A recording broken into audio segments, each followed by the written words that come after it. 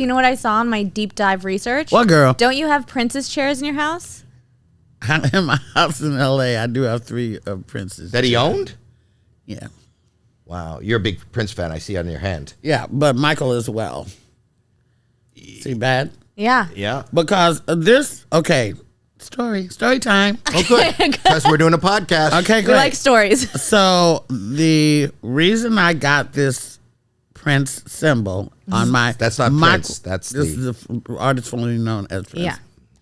When I got this on my microphone hand, because I wanted everybody to see it, I did not get it for Prince per se.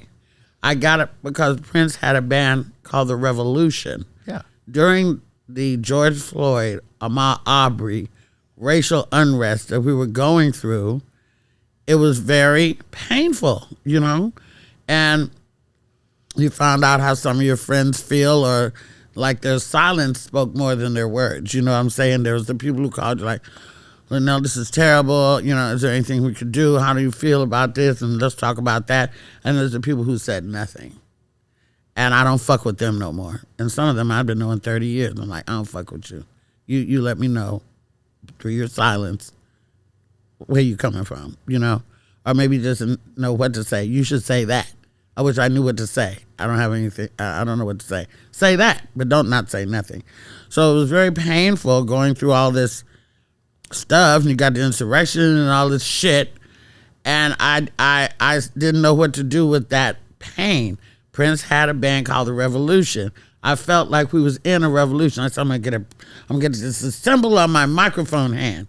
And then after I had that for a couple of months, I was like, but, you know, I loved Michael first. You know, I was a Jackson 5 fan. I can't just, because all my life growing up, it was like Michael or Prince, Prince or Michael, pick one. Whose side are you on? They pitted them against each other all my life. So I said, it's only fair to my heart to get something that represents Michael as well. So that's why I have the symbol in this hand, and I have bad over here. Plus, it fits me, Luenell, the original bad girl of comedy, so. Can I ask you a question? Maybe this is too much. Ask I'm me a anything. huge Prince fan, and I did love Michael's You music. know that Chappelle has the motorcycle from Purple Rain. No, I didn't didn't know know that. Yep, and Tavis Smiley has the guitar that Prince played in the Super Bowl in the rain. Did you ever go see him live? Yes. Yeah, me too. And a friend of mine went to see Prince 17 times, even flew to Switzerland and shit to see him. He's a big old freak, but he's a plastic surgeon. He got a lot of money.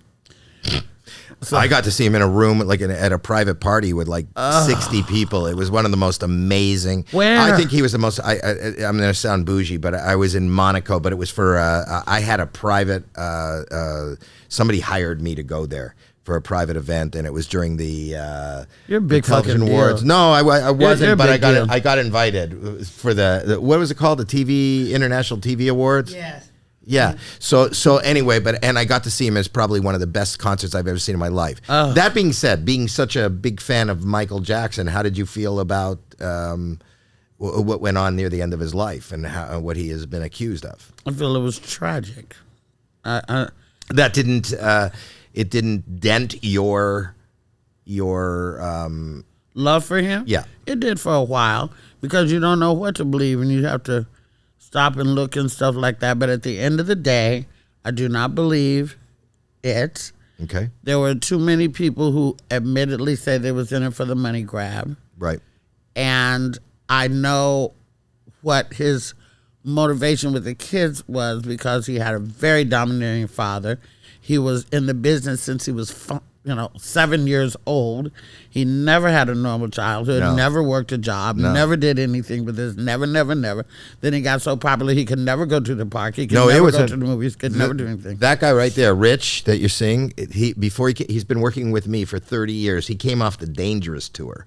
He was the tour accountant on the Dangerous tour, and got to meet him. And the thing was, it was a very, not that I'm taking it from him, and I've worked with other people that work with him, but he had a very painful existence. That's hard.